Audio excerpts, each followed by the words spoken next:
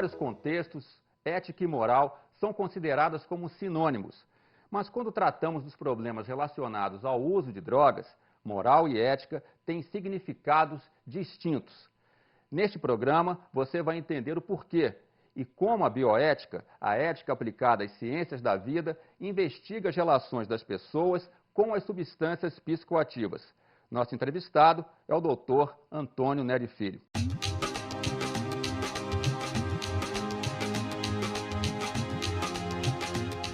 Professor, como moral e ética se diferenciam quando relacionadas aos problemas ligados ao uso de drogas? Moral e ética deveriam ser distinguidas sempre. Mas o problema é que ética vem de ethos, uma palavra grega, que significava costumes e caráter. E moral vem do latim, mores, que quer dizer costume, mas no sentido das práticas sociais. Por essa razão, ética e moral foram sempre confundidas.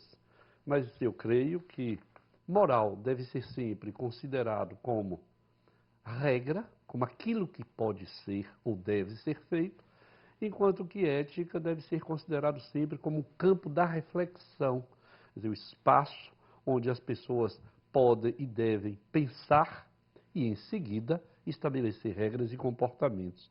Por isso é que eu sugiro sempre que consideremos ética e moral como campos absolutamente distintos. No caso das drogas, como isso se aplica?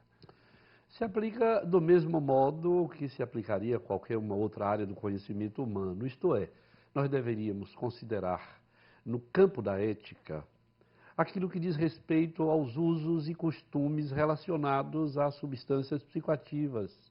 As drogas sempre existiram, os humanos sempre se relacionaram com a transcendência, a droga alivia o sofrimento humano, enquanto que a moral deve ser aquilo que codifica esse tipo de uso, que estabelece o modo como as substâncias podem ser usadas ou deveriam ser usadas, diferentemente do que se tem feito, que é uma conotação, eu diria, mais de cunho moralista, no sentido do não dever ser, quando nós deveríamos considerar, por que não, quando, em que circunstância, de que modo, com que significado, isto seria no campo da ética. E estabelecer a que pode, a que não pode, como, por exemplo, se estabeleceu que não se fuma em ambientes fechados. O governo brasileiro estabeleceu que não se pode fumar em ambientes públicos, no sentido da repartição pública. Nos aviões não se pode. Isso é da ordem da regra, mas a reflexão ética é quando, por quê, em que circunstância, qual o benefício, qual o malefício. E por isso nós devemos sempre distinguir no campo das substâncias psicoativas aquilo que é a ordem do deontológico, do dever ser, diferentemente daquilo que é a reflexão sobre o porquê, quando, para quê, quem, em que circunstância. Isso é da ordem da ética. Voltando ao conceito de bioética, por que é considerado o ramo mais desenvolvido da ética aplicada? Porque a bioética passou a tratar das questões relacionadas com a vida, isto é, com as ciências da natureza e também com as ciências da saúde. Isso colocou, então, a bioética como sendo ética da vida, numa dimensão extraordinariamente relevante e importante, sobretudo no mundo atual, em que nós temos tido avanços extraordinários pela biotecnologia, nós estamos aí com o genoma humano, nós falamos de transplantes, nós falamos das células-tronco. E, por outro lado, nós temos de pensar na natureza, nos sistemas, no ecossistema.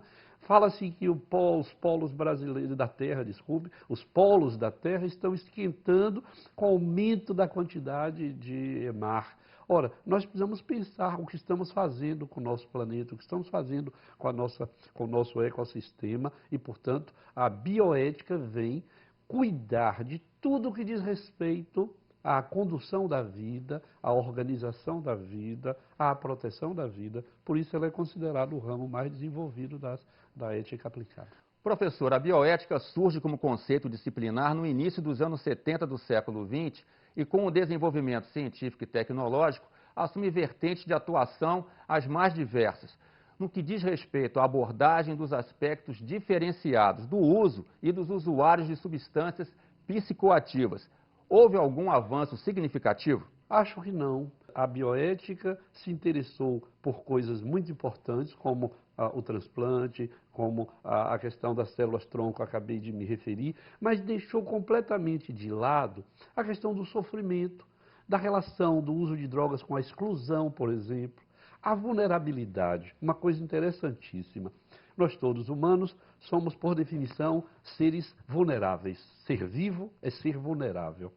Ora, mas nós podemos ter uma vulnerabilidade adjetiva, isto é, nós podemos agregar a esta vulnerabilidade que nos constitui como ser vivo, vulnerabilidades acessórias. A bioética não tratou dessa questão. Portanto, nós pensamos que a ética da vida deve trazer o consumo das substâncias psicoativas para uma discussão menos preconceituosa, uma discussão mais destituída de valores morais no sentido do bem e do mal. Nós devemos pensar, por exemplo, por que as crianças de rua cheiram cola, abandonadas à própria sorte, ameaçadas de morte permanentemente. Na geografia das possibilidades, elas não têm nenhuma. Nós precisamos pensar que o uso de cola por meninos de rua não é um ato de morte, mas é um ato de vida.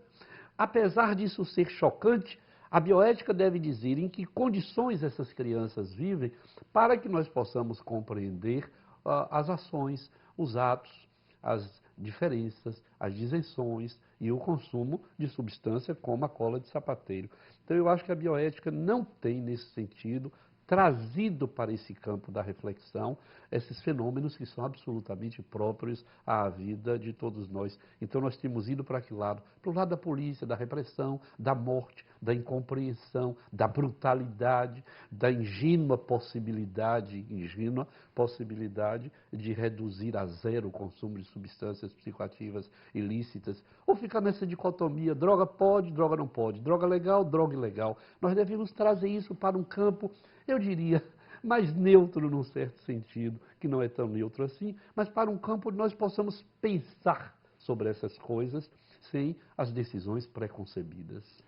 Seguindo nessa linha, professor, a palavra fármaco vem do grego e pode significar tanto remédio como veneno, dependendo do uso. As substâncias psicoativas tanto podem causar dor como podem aliviá-las também.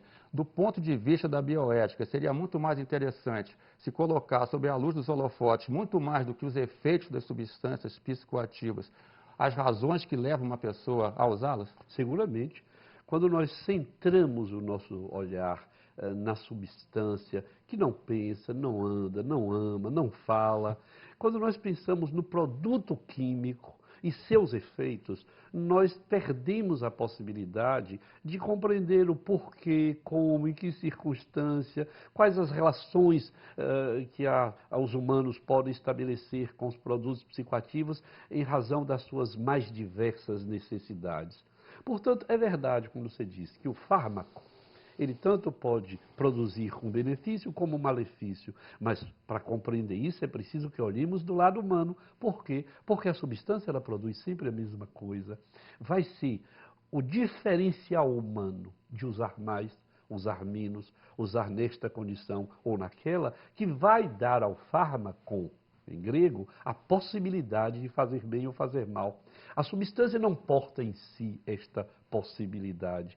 Fazer mal ou fazer bem está em razão direta do modo como nós humanos vamos introduzir em nossos corpos este ou aquele produto. Portanto, a substância, eu diria que ela é quase neutra, o quase aqui significa que as substâncias podem estimular, as substâncias podem deprimir, podem desorganizar completamente o sistema nervoso central, mas o modo como essa substância será colocada no corpo de uma pessoa é patrimônio da pessoa, não é patrimônio da droga. Portanto, matar ou não matar, eu acho que é uma decisão humana pelo modo como cada um faz a utilização de um produto psicoativo.